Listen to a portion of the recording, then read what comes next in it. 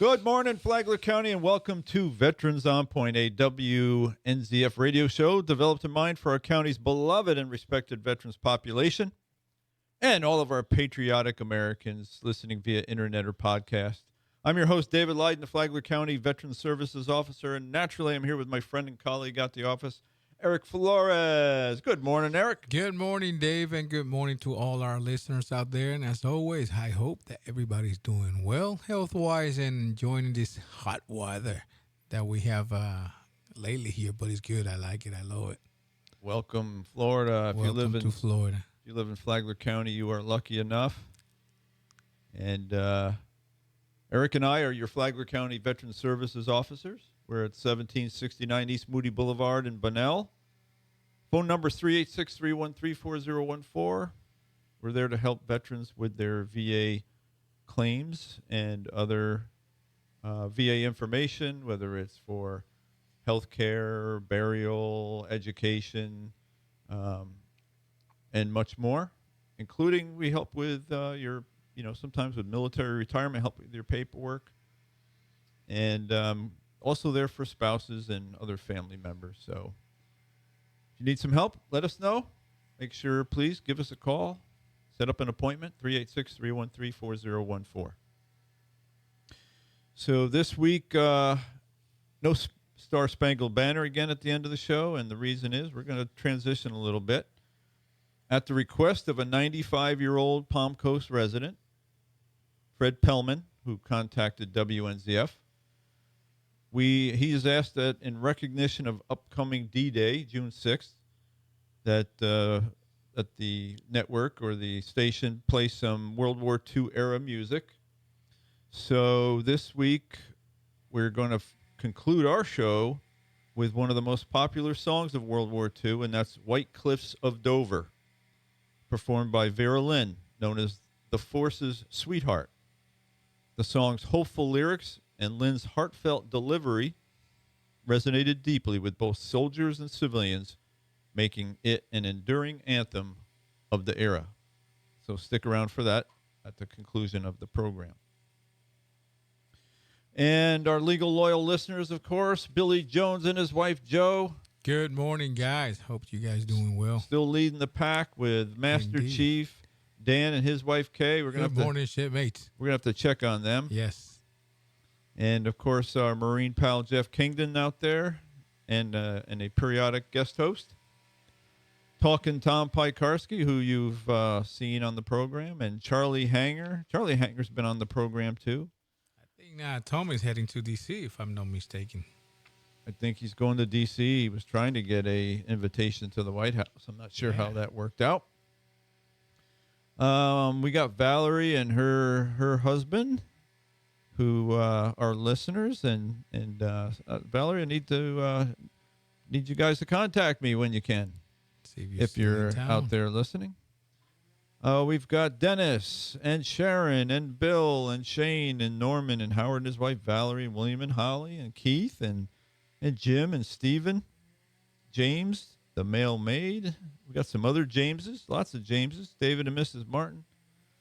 We got Bicycle Frank. I saw Bicycle Frank driving down south in Belterre, way out there. And Bicycle Frank's been on the show, if you remember, a couple weeks ago. We got Rudolph and Thomas and Leon, Don, Delmer, Michael, Frankie Jr., Frankie Sr., Frankie Sr. Good morning, guys. We're thinking of you. I know you got some procedures coming up. And hopefully you can't hear that weed whacker outside the studio right now, but it's quite loud to me. I think our producer's trying to tone that out. So if you can't hear it, that's good. All right, let's also mention our, the Palm Coast Observer, our local news source, who is kind enough, if you will, to submit a Veteran of the Week. It could be your neighbor, it could be your husband, friend, colleague, spouse, son, daughter. If you'd like to have them profiled in the paper as a Veteran of the Week, get a hold of Brent Warnoff. His email is Brent, B-R-E-N-T, at observerlocalnews.com. And if you need that spelled out for you, give us a call, 386-313-4014, and we'll get you that information. All right, so don't want to forget to mention Massage by Natalie, who is and company who sponsor the podcast for WNZF. Their number is 386-227-7499. They're at 4871 Palm Coast Parkway, Northwest, Suite number 1. If you have those achy, breaky muscles and joints, Give it a try. why not? Absolutely. Buy a gift certificate for a loved one. Yes. If you wake up like me every morning, give it a try. All right, and so as you know, for the last, I think we got 12 down already. We've been profiling presidents, and this is the 13th week, so this is the 13th president of the United States. And this week is Millard Fillmore, who served, his dates of birth were January 7, 1800 to March 8th, 1874. He served as president from 1850 to 1853. He was the last president to be a member of the Whig Party and the last to be neither a Democrat nor a Republican. While residing in the White House, he made a peculiar discovery in the attic, a tattered copy of Anne Radcliffe's The Big Mysteries of Udolpho. It sparked an unlikely legacy.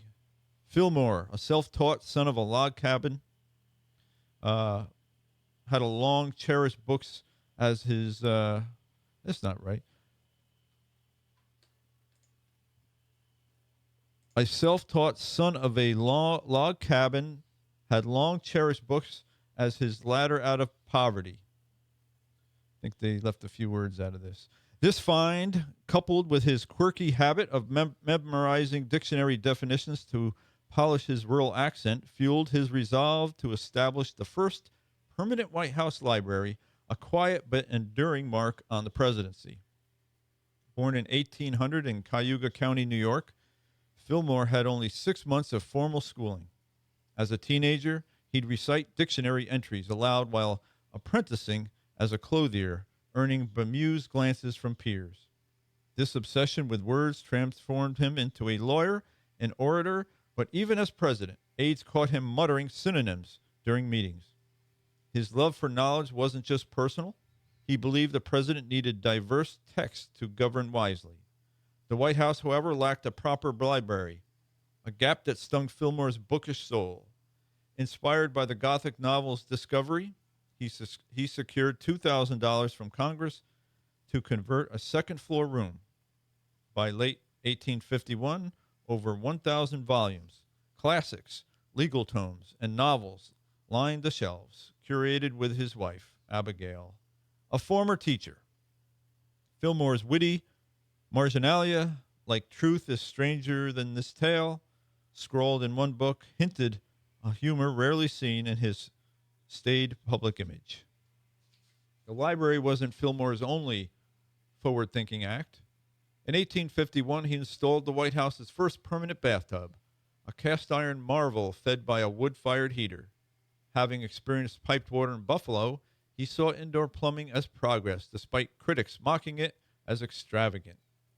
His fastidious nature drove this practical innovation, much like his intellectual passion-shaped library. Imagine thinking that indoor plumbing was extravagant. I know. It's the time, I guess. Less known, Fillmore's curiosity about Asia led him to dispatch Commodore Matthew Perry to open Japan to trade in 1852, a bold move that set the stage for the 1854 Treaty of Kanagawa. He devoured explorers' accounts, fascinated by Japan's isolation, though Perry often overshadows his role. Years later, after Abigail's death, Fillmore revealed a softer side, proposing to his second wife, Carol McIntosh, with a heartfelt poem mused on shared twilight years. These glimpses of a dictionary-obsessed autodidact, a hygiene pioneer, a diplomatic visionary, and a romantic paint a man more complex than his tepid presidency suggests. The library, though, remains his most tangible legacy, a testament to his belief that even in a divided nation, knowledge could inspire unity. Today, its shelves still stand, a quiet tribute to a president who found solace in words. And here's a Millard Fillmore quote of the week. May God save the country, for it is evident that the people will not. Sometimes, It's very true. very true. Very true. Unfortunately. So that was Millard Fillmore, his quote in 1859. You know, and you can point out, how divided, I guess, was the country back then, Which still up to date. still going on. Still working Different, on it. maybe different looks of it, but still Right. going on. Unfortunately. So, all right, let's let everybody know that drivers, the DAV Chapter 86 is seeking volunteer drivers to take veterans from their homes to their VA appointments. That can be either a healthcare appointment in the clinic or veterans hospital. It could be a community care network appointment, or it can be a compensation and pension exam appointment related to a VA claim. So give the DAV a call at 386-439-2122. And I gave out that number a couple times this week. And don't need to use your own vehicle if you do volunteer. The DAV does have VA vehicles for that cause. They're trying to get another vehicle, so they'll have 4, and because the need has been growing, and people are reaching out to the DAV to use that I service. believe it's been very well used. Very well used. You do need to be vetted by the VA. You have to be insurable, of course, and you have to have a simple physical conducted by the VA. All right, so meetings and events. Of course, the big one coming up tomorrow is the Memorial Day ceremony in front of the Government Services Building at 10 o'clock in the morning. And there will be a ceremony in Palm Coast at 8 o'clock at Heroes Park. But as the County Veterans Services officers, we're going to mention the one at 10 o'clock, which is being the guest speaker is Captain Mark Schreiber, United States Navy. He is a retired chaplain from the Navy. And Melanie DiMartino will be singing the national anthem. The invenerable Vince Cartero will be rounding out the ceremony with God Bless the USA. Congressman Randy Fine, the 6th Congressional District, will be in attendance and addressing the crowd, and much more. Of course, a flyover by Fireflight, county's Fireflight helicopter. And so come out, and we will be reading the names of the veterans that we're aware of in Flagler County who passed away since last Memorial Day. So if you do have a loved one who's passed away and you want to come out and hear their name mentioned with the ringing of the bell, we will be recognizing them. Eric, you wanted to say something? Yeah, make sure you put that date in the calendar. And BFW having their own barbecue picnic after our ceremony, sponsored by BFW Post 8696 and the American Legion Post 115. So that's at 11:30 a.m. And they're having a barbecue, music, and a lot of things. So right after a ceremony, you can go there and get some barbecue. There you go. Go sit and talk with some fellow veterans. Right. And also, I know we talk about Talking Tom. He wanted me to put some information out. He said that the BFW riders visited the veterans in Tuscan Garden last Saturday, the 17th of May, and they did present a veteran with a Quilt of Valor. And then they're going to do another visit on Saturday, the 21st of June, 10 a.m. They will be visiting Brookdale home. That's an assisted living facility, and they're going to present another Quilt of Valor. So, Good job. you Good wanna job, go there- riders. Yes, they're doing a good job. Okay. You have some other... Yeah, we have an event that was canceled, I believe. That's right. The June 14th, there was an event out at the 2K Ranch, which unfortunately, due to family health concerns, and Kathy Heider, taking care of family, had to cancel that event. So if you heard us talk about that in the past, make sure you scratch it off the calendar. Scratch it off and stay tuned. And Maybe stay tuned. she get Right. another date. So the American Legion is hosting their 5th annual charity golf tournament, and that this is going to be on Saturday, October 4th. If you want to register, give them a call at 386-585-5302. And they're going to have, if you're a golf fan, they're going to have a lot of things going on that day. So reserve your date and pay. And pay. Yeah. Yes. That's it? Okay. So we mentioned community care when we were talking about the DAV transportation. So community care is when the VA can't get you into one of the an appointment in the VA in a timely manner, or if it's for a specialty and they send you to the VA hospital, which is 90 miles away, and then you can request the community care. So there's been some changes in that are hopefully going to make this more streamlined for our veterans, including us here. So here's some great news for our veterans. The Department of Veterans Affairs has just announced a major change to make it easier for veterans to access medical care outside the VA system. As of 20 May 2025, veterans no longer need a second VA doctor's approval to receive community care from private providers. So what was happening before, your primary care doctor would say, okay, you need to see a specialist, and that would be either in Gainesville or Orlando, and you say, well, that's too far, doc. I just can't be driving that far to my appointments. Okay, we'll refer you to community care. So now the way this looks is that your primary care doctor can make that referral, and it doesn't have to go to another doctor who would just do community care referrals to set you up with that. That's what it sounds like. So this change stems from the Senator Elizabeth Dole 21st Century Veterans Healthcare and Benefits Improvement Act passed by Congress last fall. Previously, since the 2019 Mission Act, veterans and their referring clinicians could decide together on community care, but a second VA doctor had to review and approve the decision.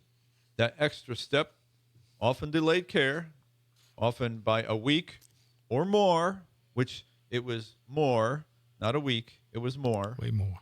Now, with the secondary review eliminated, eligible veterans can get to their appointments with private sector doctors much faster. Why does this matter? About 40% of VA-funded medical appointments are handled by private providers, a number that's been steadily climbing over the past decade. This streamlined process means veterans can access the care they need, whether it's for specialized treatments or faster scheduling, without the paperwork hassle. VA leaders are also rolling out training to ensure staff are fully equipped to implement this change smoothly. So, veteran advocates are calling this a win, with many saying it respects veterans' time and medical needs. One veteran shared on social media, this simple reduction in steps will save us at least a week. It's a step toward making healthcare more accessible and efficient for those who serve their country. Now, if done properly, it will help. So I'm just going to let our veterans know that sometimes you have to stand your ground because that doesn't mean because the Congress made the VA or passed a law and told the VA they had to do this. Sometimes the people that implement it drag their feet. So you have to stick up for yourself and let them know I'm entitled to community care. And it shouldn't, and so, like I said, just stand your ground. And it should take having that extra step in the middle. Your primary care doctor should be able to just easily do it. Now, what I'm afraid of, Eric, is that the primary care doctors are going to get pressure on them to not try to do the referrals. I believe so. That's what we spoke about it. Probably they get some pressure from above there, Right. And we'll see. Some of the doctors they're good. They're not afraid of the the VA bureaucrats. Some of the doctors are afraid of the VA bureaucrats, so they may be the ones that try to stand in the way. But you've got to let them know you know the rules, you know your rights, and just and but also be respectful about it too. Right, Right? right. Be respectful, but stand your ground. Eh, eh, You don't need to argue, fight. Not at all. I rather you contact Eric or me. Yes. If you're a Flagler County veteran, contact Eric or myself, and we will help you reach the right people to make sure that it's done properly on your behalf. Yeah, we have way to communicate with everybody, So let us know, if you're going through some issues. But be patient. I mean, you can if you're down at the clinic and you get a no answer, you can always seek out the patient rep Advocate. at the clinic. There's one in Daytona. I don't know if there's a resident one at No, they don't have one in St. there. Augustine, but there's a list of about 15 of them if you look on the VA website who are patient advocates or representatives for the St. Augustine and Gainesville area. Right. All right, that's how much more time we have, sir. Okay, let's talk about another thing that came up recently, and this one's about VA mortgages. All right, and I know that I've had a few calls about this in the past few weeks. All right, so the Veterans Affairs Servicing Purchase Program, or VASP, was launched in May 2024. It aimed to assist veterans facing foreclosure by purchasing defaulted VA loans from private servicers and modifying them to offer a fixed 2.5% interest rate, enabling affordable payments. It helped approximately 17 to 20,000 veterans avoid foreclosure, with the VA acquiring over $5.4 billion in loans. Wow. That's a lot. However, the program faced criticism from Republican lawmakers, including Representatives Mike Bost and Derek Van Orden, who argued it lacked congressional authority, put taxpayer money at risk, and undermined the VA's home loan program. They claimed the VA was not designed to be a loan restructuring service. On May 1st, the VA terminated that program, the VASP program, citing its unsustainability and misalignment with the VA's role. The decision sparked concern among housing advocates and Democrats, who warned that without a replacement, thousands of veterans, around 81,000 in default as of February 2025, could face foreclosure. Critics, including the Mortgage Bankers Association and the Center for Responsible Lending, highlighted the lack of immediate alternatives, with foreclosure as a likely outcome for many. In response, the House approved the VA Home Loan Program Reform Act yesterday, May 20th, 2025, by a voice vote, establishing a partial claims program. This would allow veterans to defer missed payments to the end of their loan term, reducing foreclosure risks without the VA holding loans directly. The bill, supported by Representative Van Orden, awaits Senate approval. Democrats like Representative Mark Takano urged interim assistance, warning of delays in implementation. No replacement program is currently active, leaving veterans to explore options like lender hardship programs, VA housing grants, and financial counseling. So, veterans can contact their mortgage servicers or the VA at 877-827-3702. Use option 4 for assistance. So those are a couple of things that are recent in the VA news. If you have a VA mortgage, a VA home loan, and you know that you're gonna default, give them a call at the number that they gave you, because they have things that you can work out with the lender and stuff like that. They try to help you out. Yeah, don't let it get out of hand. It's much easier if you get ahead of it. So don't wait. You're gonna be in default, so don't wait a year after because it might be too late. VA doesn't want to have to pay that loan back, because they guarantee that loan, so they have programs to help you out. You have anything else on your list over there, Eric, that we can finalize the show with? No, I don't have anything here, but I had a call last week by a lady that she's trying to help a U.S. Marine Corps Reserve vet that is very ill. And she asked if I could help her. So I asked her, "Do you have DD-214 or any military personal records?" And she did send me the DD-214 in one page of a military record. That it wasn't that much, but the DD-214 say that he was in the reserve and he just served active duty 6 months, which is the school and the basic training. So I call her back and say, "Hey, he don't qualify. He was not active, under federal." So we're still getting those veterans out there. She was mad, she said that's a shame. I say, well, that's what the law says. That's what the law said, right? There's nothing that we can do. We're trying to help them, believe me, and that's our goal, to help them. But some reservists or National Guard that just don't qualify. Now, if you, for some reason, you were injured during boot camp, and that injury is a chronic condition today, right? There might be benefits. Absolutely. But the law does restrict benefits because of the short amount of time. The training in boot camp doesn't count as active duty federal time for a lot of the VA benefits like health care and stuff like that. So, but if he had been called up, just so you know, if he had been called up as a reservist for any length of federal time and he completed that time, that's a different story. But it doesn't sound like it was. Yeah, it was, but she did what she have to do. If you have any doubt, give us a call. We do the homework for you. Definitely check into it. Yes. Don't just assume. Don't assume. Yes. Don't assume. She was told before that she didn't qualify and she didn't believe it, so she called us, which that's fine. Hey, if you get the same answer twice, now you know that it was right. It was correct. So, but that she was fine. Okay. Good. Well, that's what we're there for, folks, to answer your questions about VA benefits. And, we're both of us spent a lot of time in the military, so we have a lot of knowledge to lean on as far as military service. So we're good at that, too. All right, it's that time of the show where we got to let you know that no country, no state, no community does more for veterans than the United States of America, the great and free state of Florida. The wonderful Flagler County, the lovely city of Palm Coast, and all of our beautiful beach cities. Be a victor, not a victim. Be educated, not indoctrinated. And most importantly, be kind to someone today or many someones. We hope to see you at the Memorial Day ceremony in front of the Government Services Building at 1769 East Moody Boulevard at 10 a.m., Monday the 26th. That's tomorrow, guys. Tomorrow. So we're going to see you there. And I hope that you guys enjoy the weather, the hot weather. Enjoy. Dave say that we have some beautiful beach. Yes, we do. So enjoy the beach.